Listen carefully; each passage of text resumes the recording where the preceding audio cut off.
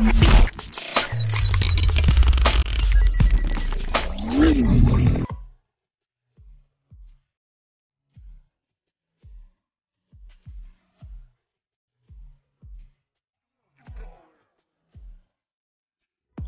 siswa-siswi kelas 5 dimanapun berada, kita bertemu kembali dalam pembelajaran tematik. Kali ini terambil dari tema 2, subtema 2 pembelajaran yang ketiga. Di layar terlihat kerja bakti warga di sekitar rumah. Sebagian ada yang menyapu, sebagian ada yang mengumpulkan sampah, ada yang menyiapkan tong sampah, ada yang pakai pacul, ada yang pakai karung, dan sebagainya. Semua warga terlihat turut bekerja sama, bekerja bakti, bergotong royong bersama. Pada hari Minggu, warga di daerah tempat tinggal Edo mengadakan kerja bakti. Mereka membersihkan sampah-sampah yang menumpuk. Selama ini, bau busuk dari tumpukan sampah telah mencemari udara di lingkungan tempat tinggal itu. Warga harus menutup hidung saat melewati tumpukan sampah yang membusuk itu. Sebelum melakukan kerja bakti, seminggu sebelumnya warga bermusyawarah untuk mencari pemecahan dari masalah sampah. Selain menggunung dan berbau busuk, kadang-kadang tempat sampah itu terlihat berantakan karena ada beberapa orang yang berusaha mencari botol-botol bekas untuk didaur ulang. Akibatnya, pemandangan dan udara di lingkungan sekitar tempat sampah jadi kotor dan bau. Setelah bermusyawarah, warga mendapat sebuah penyelesaian. Warga akan menyiapkan 2 macam tempat sampah. Satu tempat sampah untuk menampung sampah-sampah yang dapat didaur ulang seperti kertas dan botol-botol kertas bekas. Tempat sampah lainnya digunakan untuk menampung sampah-sampah yang dapat membusuk, misalnya dedaunan dan sisa-sisa sayur. Selanjutnya, sampah-sampah yang dapat membusuk itu akan diolah menjadi pupuk kompos yang dapat digunakan warga untuk memupuk tanaman. Dalam kegiatan musyawarah dan kerja bakti itu, seluruh warga ikut berperan serta. Keikutsertaan warga dalam musyawarah dan kerja bakti merupakan salah satu bentuk tanggung jawab warga dalam menjaga kebersihan lingkungan. Nah, seperti itu ya, kita sudah membaca bacaan kerja bakti di lingkungan Edo, di sekitar rumahnya. Nah, selanjutnya kita akan melihat, ayo menulis. Jawablah pertanyaan-pertanyaan berikut berdasarkan bacaan kerja bakti. 1. Kapan kerja bakti dilakukan? Nah, setelah kita membaca bacaan kerja bakti tersebut, maka kita akan mengetahui atau bisa menjawab pertanyaan-pertanyaan di bawah ini. 1. Kapan kerja bakti dilakukan? Berarti menanyakan waktu kapan. Nah, siswa bisa menjawab waktu, misalnya hari, tanggal, bulan, tahun, dan sebagainya. Nah, dalam kesempatan ini berdasarkan bacaan, kalau ditanyakan waktu kapan dilakukan, berarti bisa kita jawab berdasarkan bacaan tersebut adalah pada hari Minggu. Jadi kerja bakti dilakukan pada hari Minggu. Yang kedua, di mana kerja bakti dilakukan? Nah, kalau ada kata tanya di mana, berarti menanyakan tempat atau lokasi. Nah, berarti kita harus menjawabnya yang sesuai dengan pertanyaan, yaitu lokasi atau tempat. Tempatnya adalah di lingkungan tempat tinggal. Nomor 3, mengapa kerja bakti dilakukan? Mengapa? Berarti harus dijawab dengan alasan supaya terjawab pertanyaan ini. Kerja bakti dilakukan dalam rangka menjaga kebersihan lingkungan. Nomor 4, siapa yang mengikuti kerja bakti? Nah, berarti menanyakan orang, ya. Nah, dalam hal ini seluruh warga masyarakat. Pertanyaan yang kelima, apa yang dilakukan warga seminggu sebelum melakukan kerja bakti? Apa ya? Menanyakan apa nih? Berarti warga mengadakan musyawarah. Jawabannya warga mengadakan musyawarah. Baru seminggu berikutnya mereka melakukan kerja bakti. Sebelumnya mereka musyawarah dulu. Nomor 6, bagaimana hasil musyawarah terkait penyelesaian dari masalah yang dihadapi warga? Nah, hasil musyawarah adalah warga akan menyiapkan 2 macam tempat sampah. Nomor 7, mengapa warga menyediakan 2 macam tempat sampah? Untuk menampung sampah yang masih dapat didaur ulang dan sampah yang mudah membusuk. Jadi ada 2 tempat sampah, yang satu untuk menampung sampah yang dapat didaur ulang, yang satu lagi untuk sampah yang terurai atau mudah membusuk. Nah, kira-kira seperti itu ya anak-anak untuk menjawab pertanyaan-pertanyaan sesuai bacaan.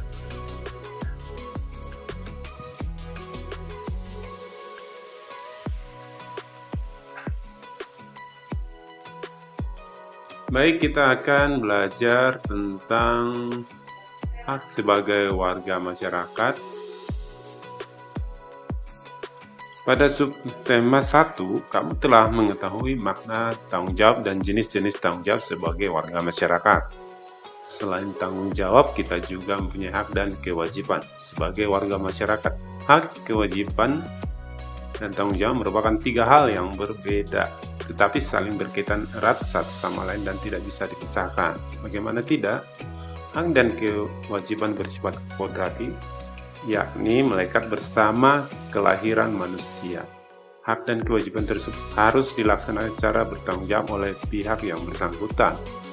Orang yang tidak melaksanakan hak dan kewajibannya dapat dikatakan sebagai orang yang tidak bertanggung jawab. Bagaimana perbedaan antara hak, kewajiban, dan tanggung jawab? Pahamilah uraian berikut. Mari kita lihat perbedaan antara ketiga ini, hak, kewajiban, dan tanggung jawab. 1. Hak sebagai warga masyarakat. Mari kita pahami apa itu arti hak. Hak berarti sesuatu yang mutlak yang menjadi milik seseorang dan penggunaannya tergantung kepada orang yang bersangkutan. Jadi, hak warga masyarakat adalah sesuatu yang mutlak menjadi milik seseorang yang berkedudukan sebagai warga masyarakat. Bentuk hak warga masyarakat seperti berikut. Nah, berikut contohnya biar lebih paham. A. Mendapatkan perlindungan hukum. Nah, hak mendapatkan perlindungan hukum.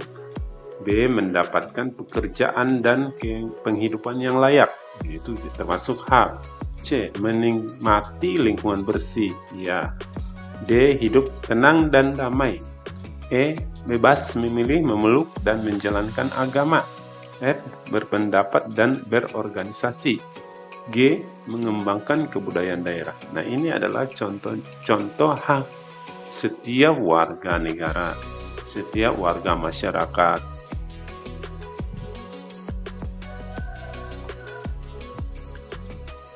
Kita coba bandingkan dengan yang kedua, yaitu kewajiban. Yang pertama tadi adalah hak, sekarang kewajiban sebagai warga masyarakat. Kewajiban berarti sesuatu yang harus dilakukan dengan penuh rasa tanggung jawab. Saya ulangi, kewajiban berarti sesuatu yang harus dilakukan dengan penuh rasa tanggung jawab. Jadi kewajiban warga masyarakat adalah sesuatu yang harus dilakukan seseorang sebagai warga masyarakat dengan penuh rasa tanggung jawab. Bentuk kewajiban warga masyarakat seperti berikut. A. Mematuhi aturan atau norma yang berlaku dalam masyarakat. B. Menjaga ketenangan dan ketertiban di lingkungan masyarakat. C. Mengikuti kegiatan yang ada di lingkungan RT, RW, atau desa setempat. Misalnya kegiatan kerja bakti, gotong royong, dan musyawarah warga masyarakat setempat. D. Menghormati tetangga di lingkungan tempat tinggal.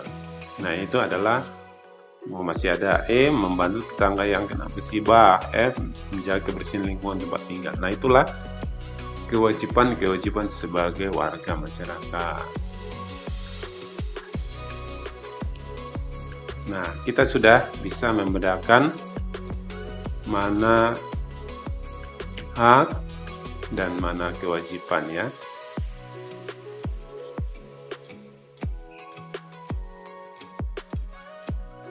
Ya, kita masuk ke jenis usaha. Jenis usaha ekonomi yang dikelola sendiri ataupun kelompok ya, ada dua jenis, sendiri atau kelompok. Amatilah kegiatan ekonomi di lingkungan sekitarmu, bagaimana pengelolaan kegiatan ekonomi tersebut. Jika dicermati, kegiatan ekonomi tersebut ada yang dikelola sendiri, ada pula yang dikelola secara berkelompok. Mari simak pembahasan lebih mendalam.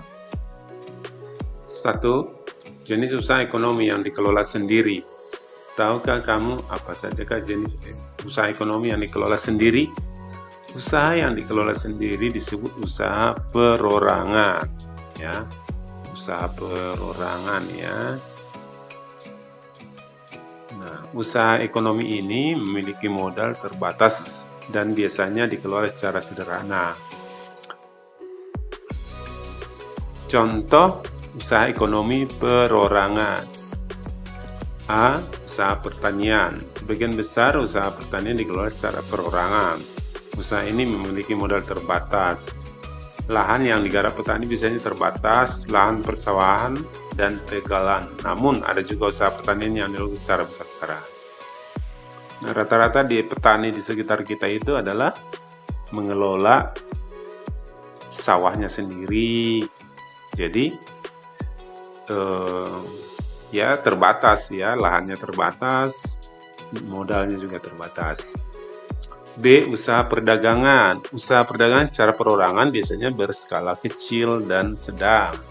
Contoh pedagang asongan, pedagang keliling, pedagang kaki lima, pedagang di pasar, warung, dan toko kelontong. Nah, itu adalah perorangan karena modalnya dari keluarga sendiri ya. Usaha perorangan itu ya. Kemudian ada lagi yang masih perorangan, yaitu usaha jasa. Perhatikan usaha perorangan di daerah sekitarmu. Coba sebutkan usaha jasa tersebut. Secara umum banyak usaha jasa yang dikelola secara perorangan. Contohnya usaha fotokopi, bengkel, potong rambut, penjualan pulsa, dan lain-lain. Masih banyak ya yang dikelola keluarga atau sendiri. Nah, ini contohnya tempat cukur rambut ya. Kemudian ada industri kecil. Industri kecil yang dikelola perorangan merupakan industri perumahan. Contoh usaha kerajinan tangan berupa pembuatan keramik, souvenir, tembikar, anyaman, mebel, dan lain-lain. 2. Usaha ekonomi yang dikelola kelompok. Ya, yang tadi kita sudah belajar yang pertama yang tentang perorangan atau modalnya kecil ya, atau dikelola keluarga sendiri. Dan sekarang adalah kelompok. Usaha ekonomi ini dikelola secara bersama, baik modal, pengelolaan maupun keuntungan. Bentuk usaha ekonomi bersama adalah sebagai berikut. Nah, ini contohnya. A. Firma. Firma adalah usaha ekonomi bersama yang didirikan oleh sekurangnya 2 sekutu. Pendiri firma biasanya orang-orang yang kenal satu sama lain. Setiap anggota firma memiliki hak untuk bertindak atas nama firma. Anggota firma juga bertanggung jawab secara penuh atas risiko kerugian firma. Usaha berbentuk firma biasa bergerak di bidang layanan konsultasi hukum dan keuangan. Nah, itu istilah firma. Yang kelompok berikutnya adalah persekutuan komanditer atau CV ya. Kita mengenal CV ya, pernah lihat CV ini, CV itu. Nah, CV ya, persekutuan komanditer didirikan oleh sekurangnya 2 orang yang menyetorkan modal. Pada CV terdapat 2 jenis sekutu, yaitu sekutu aktif dan sekutu pasif. Sekutu aktif berperan sebagai investor.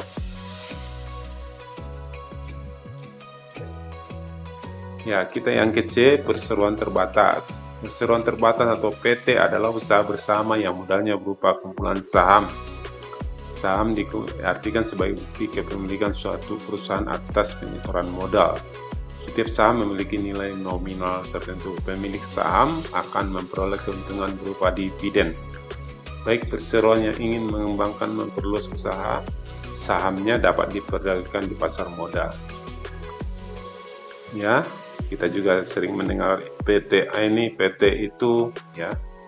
Kemudian D, Badan Usaha Milik Negara. Badan Usaha Milik Negara atau BUMN, perusahaan negara, yaitu sebuah perusahaan yang seluruh atau sebagian modalnya dimiliki negara. BUMN dapat berbentuk perusahaan umum, perum, dan perseroan terbatas. BUMN bergerak di bidang usaha yang bersifat strategis atau vital. Ya, contohnya di Indonesia juga terdapat Badan Usaha Milik Daerah atau BUMD atau perusahaan daerah. BUMD merupakan perusahaan yang modalnya dimiliki pemerintah daerah.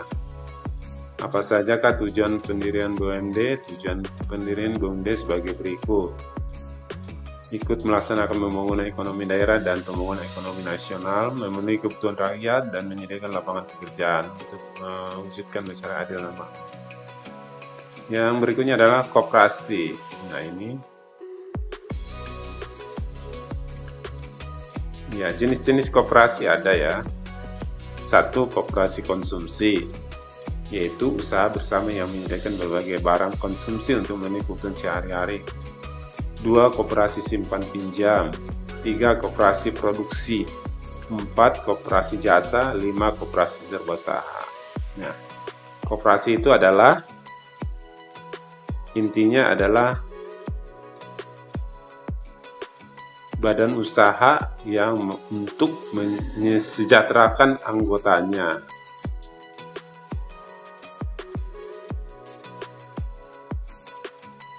Ya, kira-kira seperti itu pembelajaran kita hari ini. Semoga bisa dipahami. Sampai ketemu kembali dalam video pembelajaran berikutnya.